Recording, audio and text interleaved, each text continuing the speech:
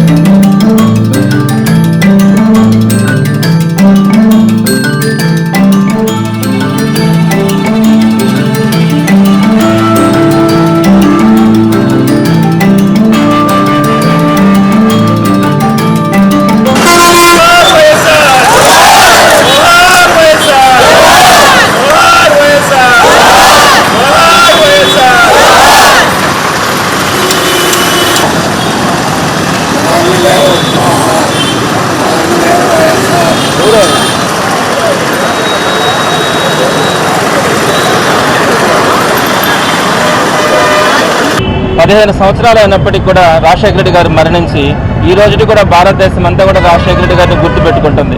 ఎందుకంటే ప్రధానంగా ఆయన తీసుకొచ్చినటువంటి సంస్కరణలు, విద్యలో ఫీజు రియంబర్స్మెంట్ కానీ, వైద్యంకి వచ్చేటప్పటికి ఆరోగ్యశ్రీ కానీ, 108, 104 ఇంట్రడ్యూస్ చేయడం కానీ, అలానే వ్యవసాయంకి వచ్చేటప్పటికి సుమారుగా 84 ప్రాజెక్టులని ఒకేసారి ప్రారంభించినటువంటి ఘనత, అంటే వ్యవసాయాన్ని సస్యశ్యామలం చేయాలన్న ఆలోచనతో ఆయన తీసుకొచ్చినటువంటి వ్యవసాయంలో సంస్కరణ కానీ, అలానే సంక్షేమం విషయంకి వచ్చేటప్పటికి ఆయన ఇచ్చినటువంటి పెన్షన్ స్కీమ్ కానీ, అలాంటి అనేక హౌసింగ్ గురించి, అలా ప్రతి ఒక్కటి కూడా సంక్షేమం గురించి ఈరోజు భారతదేశ వ్యాప్తంగా కూడా ఒకరిని అనుసరిస్తూ ఉన్నారంటే అది రాజశేఖర రెడ్డి గారిని అనుసరించడమే.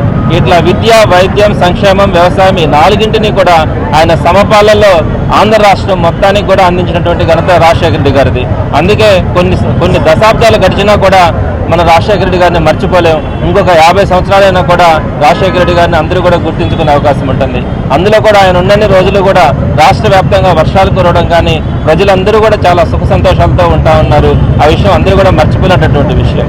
అదేవిధంగా జగన్మోహన్ రెడ్డి గారు కూడా వైఎస్ఆర్సీపీ పార్టీ అధికారంలోకి వచ్చిన తర్వాత 2 సంవత్సరాలు కోవిడ్ ఉన్నప్పటికీ కూడా రాజశేఖర రెడ్డి గారు చేసిన కార్యక్రమాలు ఒకటైతే ఈయన 10గా చేయాలి, ప్రతి ఒక్కరి మనసులో కూడా ఉండాలన్న ఆలోచనతో రాజశేఖర రెడ్డి గారి బిడ్డ అయినటువంటి జగన్మోహన్ రెడ్డి గారు కూడా ప్రజల మనస్సులో సుస్థిర స్థానం కోసం ఆయన ప్రయత్నించడం కూడా జరిగింది. అయితే కొన్ని హామీల వల్ల రకరకాలుగా ప్రజల మనసులు ఏదో ఒక విధంగా మార్పు చెందుండొచ్చు. కానీ ఈ రోజుకైతే రాజశేఖర రెడ్డి గారిని కానీ, జగన్మోహన్ రెడ్డి గారిని కానీ మరలా వారి పరిపాలనే ఉండాలని ఈరోజు ప్రజలందరూ కూడా కోరుకుంటా ఉన్నారు. తప్పకుండా భవిష్యత్తులో ఆంధ్ర రాష్ట్ర ప్రజలకి మంచి రోజులు ఉంటాయని, రాజశేఖర రెడ్డి గారి ఆశీస్సులతో జగన్మోహన్ రెడ్డి గారు మరింత మెరుగైన పాలన అందిస్తారని మనస్ఫూర్తిగా అందరూ కూడా కోరుకుంటా ఉన్నారు.